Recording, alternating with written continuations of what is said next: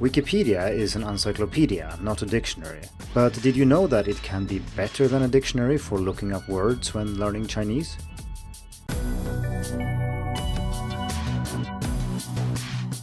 Hello and welcome to the Hacking Chinese podcast. In this week's episode, we are going to talk about Wikipedia. And I think most people know what Wikipedia is and how it can be used to look up information in general. But in this episode, I'm going to talk about how it can be used as a dictionary or to do translations from Chinese to other languages or from other languages to Chinese. And while I haven't kept detailed statistics for this, I use Wikipedia as often as I use dictionaries. And that might be a bit surprising to some, so let's see, why is that the case? Why do I think Wikipedia is so useful? Obviously, Wikipedia can be used to practice reading. It does, after all, contain a very large number of articles in Chinese that you can just read. But that is kind of obvious, and that is not what I want to talk about. So let's look at how it can be used as a dictionary or have the same function as a dictionary. So the first benefit Wikipedia has is the truly vast number of entries. So the Chinese Wikipedia at the time of writing has about 1.2 million articles. That's more entries than you'll find in any dictionary of any kind. You might say then this is not a dictionary, so how does that help? Well, Wikipedia does exist in many languages and loads of articles have corresponding articles in other languages. In the mobile app, you just have to tap the language button and switch to the language of your choice. So if you're reading something in your native language, you can check it out in Chinese or the other way around. And of course, you don't have to actually read the article, you just use the title of the article as translation. And since there is such a staggering number of articles, it's very likely that some things that normal dictionaries don't have actually are available on Wikipedia. And I will go into more detail about what kinds of articles you will normally find and where this is particularly useful. It's worth highlighting, though, that since Wikipedia exists in many languages, for those of you who speak other languages apart from English and Chinese, that can be extremely useful because you can quickly flip between different languages and see, okay, how do you say this in Chinese? What is it in Swedish? What is it in French? And so on. And if you're talking with people who speak other languages, it's kind of convenient to be able to do this and get everybody on board with what you are talking about. Before we look at some areas where Wikipedia excels, let's look at some things where it doesn't really excel all that much and where you can keep using your normal dictionary. And that would be basic definitions of standard words, like if you want to know what 桌子 means, just use a dictionary.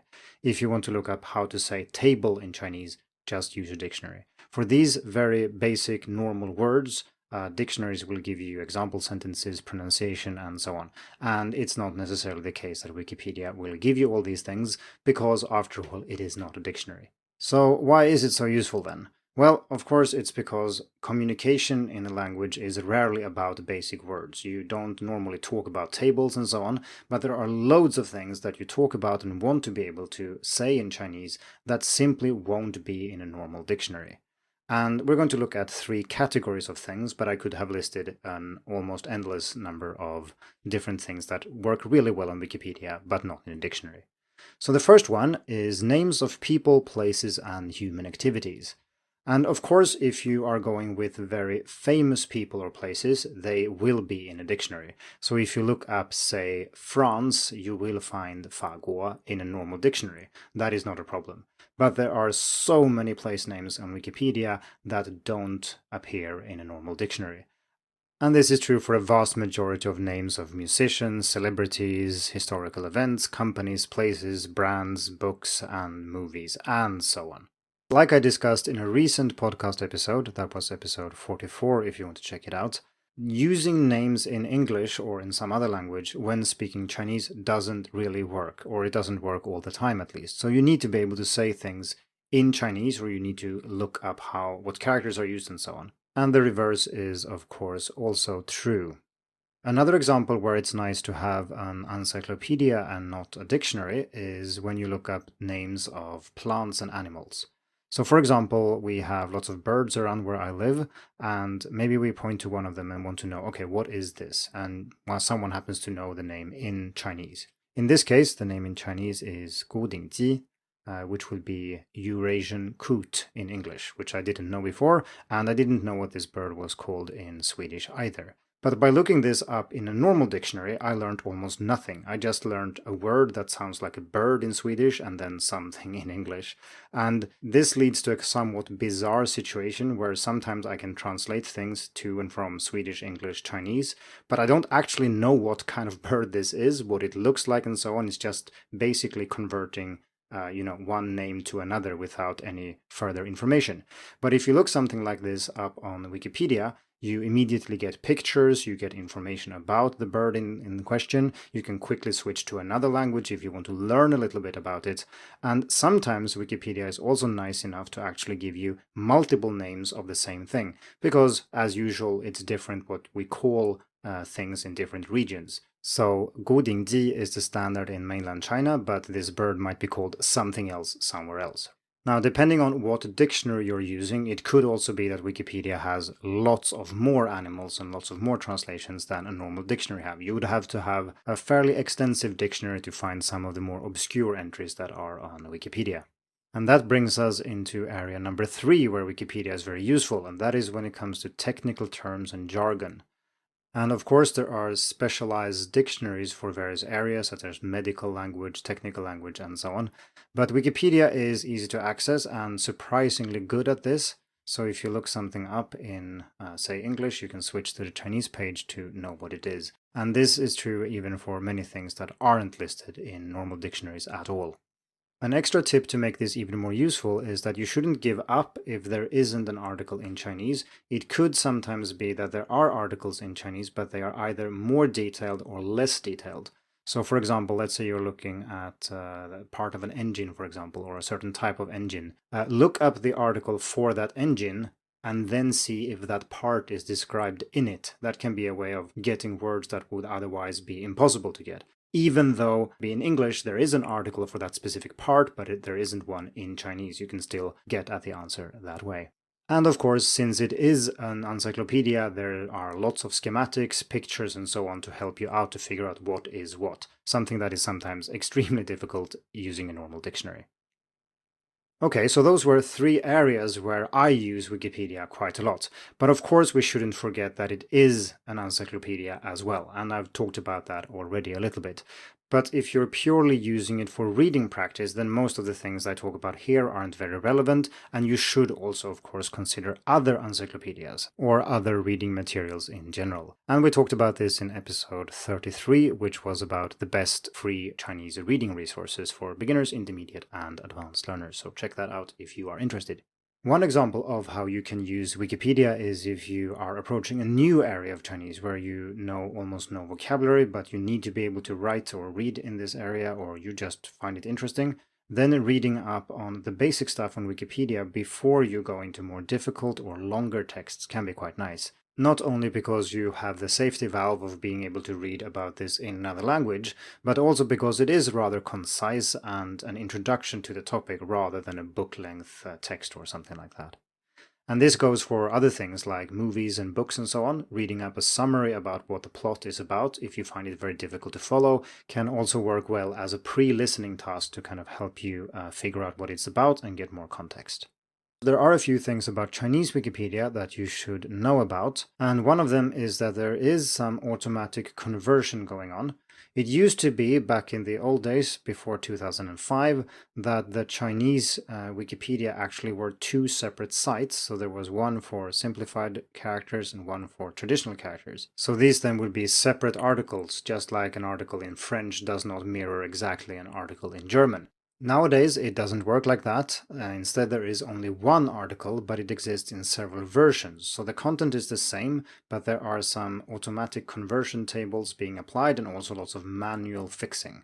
So you can easily change which version you want to read by clicking the language option at the top, where it might say 大陆简体, for example, if you're looking at mainland simplified characters, or you can then choose to go to 台湾正体, which will give you traditional characters and Taiwan standard vocabulary. So this is an important thing. This is not only done on the character level, which is quite standard. So if an article was written in simplified Chinese, it would then go into various fairly complex tables and see, okay, what area is this? What characters should be used here depending on the context and on what word it is in, and so on. It does that too, but it also does this on the word level. So we know that there are preferences for which words to use in certain contexts, for example, when it comes to computers.